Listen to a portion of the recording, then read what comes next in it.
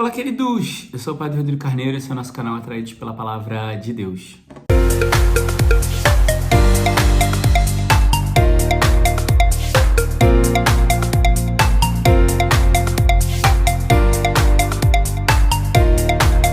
Bem, então seja muito bem-vindo, você que é um atraído pela Palavra de Deus e que está fazendo com a gente essa experiência aqui no nosso canal, que tem vivido e experimentado com a gente esse caminho, que é caminho de salvação para nós, né?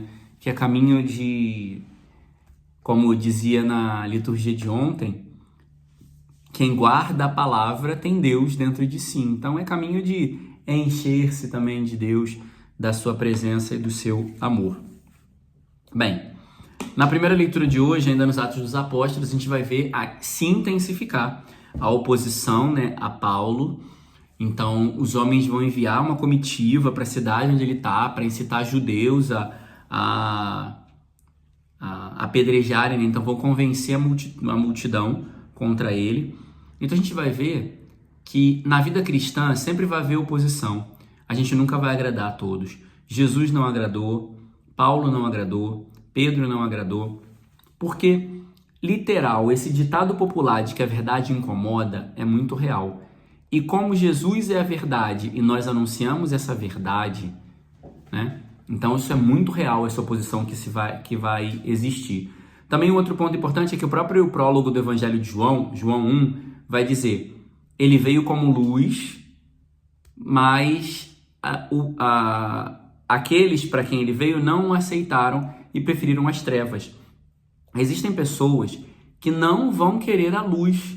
Então, por não querer a luz, elas vão tentar de tudo apagar essa luz, apagar a lâmpada, né? Porque, na verdade, nós não somos a luz, nós somos a lâmpada. A lâmpada, ela manifesta a luz para nós. Então, eu e você somos lâmpadas que manifestam a luz, que é o Senhor. Só que quando essa luz está acesa, ela incomoda, a tendência é que queiram apagá-la. Então vão tentar de alguma forma descredibilizar a gente, vão tentar de alguma forma nos desestabilizar, vão tentar de alguma forma até mesmo nos matar como uma forma de nos calar, entendeu? Como formas alternativas de calar. E é isso que estão tentando fazer com Paulo. Então apedrejaram ele e levaram ele para fora da cidade.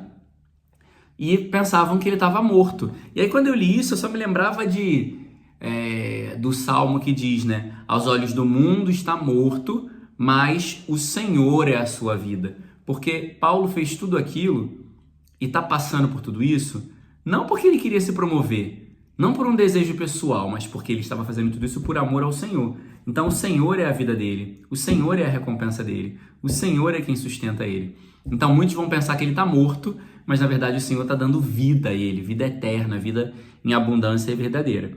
E aí dali tem dois verbos que me chamavam a atenção, que ele vai levantar e regressar. Então, ou seja, ele vai continuar, ele vai perseverar. Perseverança é uma virtude importantíssima da vida cristã, mas ele não vai voltar para a mesma cidade, né? Ele vai para outra cidade, ele vai, junto com Barnabé, vai para Derbe. Então é aquilo que eu falei. E Jesus também ensinou, né? Se você bate numa casa, não é bem recebido, ou entra numa cidade e não é bem recebido, sai e sacode a poeira dos teus pés. Jesus não manda brigar, não manda bater de frente, não manda... Sai e sacode a poeira dos pés, para que nem o pó daquela cidade se pegue em você. Então, tem vezes que não vale a pena bater de frente. Tô falando isso desde ontem. Mas é melhor seguir em frente, dar linha na pipa. Vamos para quem quer. Não joguemos pérolas aos porcos. E aí, vai dizer que Paulo vai chegar lá, depois ele vai para outras cidades, porque ele vai voltar na verdade, depois de Derbe, ele volta para Listra, Icônio e Antioquia da Pisídia, que foram cidades que ele foi apedrejado, expulso, quiseram bater nele e tal, pegar ele. Ele vai voltar para essa cidade, não necessariamente para pregar, vai dizer que ele vai voltar para consolar os seus discípulos, né? Porque cada cidade que ele passava, ele deixava um discípulo, ele formava uma pessoa para estar ali. Então ele vai voltar para consolar, para formar, para conduzir, né? Ajudar a conduzir aquela comunidade. E aí é interessante que aí ele vai pregar para eles, dizendo que é necessário passar por muitas tribulações. Só que, cara, Paulo está dizendo isso com a boca, mas a vida dele está gritando. Então, assim que precisa ser a verdade da nossa vida. A gente precisa anunciar as coisas com a boca, mas a nossa vida tem que estar gritando por aquilo. Porque o que tem também acontecido nos tempos de hoje é que a gente está pregando uma coisa que nem a gente está vivendo. A gente está dizendo uma coisa, chamando as pessoas a uma coisa que nem a gente vive. Então isso descredibiliza, desacredita a mensagem do Evangelho. Então é muito importante a gente viver esse Evangelho, a gente viver a verdade de Deus. Porque Paulo falou, olha, é importante que é necessário passar por muitas tribulações. Mas a vida dele estava gritando isso. O povo sabia que ele tinha sido apedrejado, que ele naufragou. Tem um momento que ele vai falar isso, né? Que foi apedrejado, chicoteado, naufragou, foi preso. Então, assim, as tribulações estão acontecendo na vida dele e ele está levantando e continuando. Levantando e continuando. Levantando e continuando.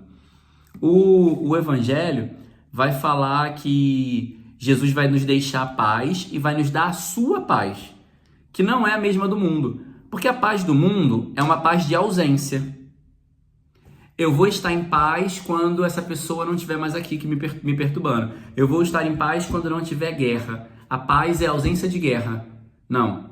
A paz para Nosso Senhor é o contrário. Ela é presença. Eu estou em paz porque eu tenho a Deus. Essa é a minha paz. Paulo está passando pelo que passou na primeira leitura e está em paz porque ele tem Deus. Os santos, todos que a gente conhece, que passaram por inúmeras enfermidades, dificuldades, perseguições e martírios, estiveram em paz porque acreditavam na presença de Deus que habitava em cada um deles. Então, a paz verdadeira não é ausência, mas ela é presença. E também não é presença de dinheiro, de casa, de bens materiais, mas é presença do Senhor na nossa vida e no nosso coração. E por fim, ele vai dizer também que a fé no Evangelho, Nosso Senhor vai ensinar que a fé também é ver se cumprir. Porque ele vai dizer, eu digo isso, ele está antecipando as coisas para os discípulos, contando antes. Eu estou contando tudo isso para vocês, para que quando aconteça, vocês acreditem. Fé, ela também se baseia nos milagres que eu já vi acontecer, nas graças que eu já vi acontecer. Então, assim, aquilo que eu já vi, já experimentei, que eu já contemplei que Deus realizou, isso também serve para a minha fé. Isso precisa sustentar, embasar, alicerçar a minha fé. Porque Deus não muda. Então, o Deus que fez, ele vai fazer e continuar fazendo. Porque esse é Deus. Aquele que fez, vai fazer e continuar fazendo em nossa vida. Louvado seja nosso Senhor Jesus Cristo, para sempre seja louvado.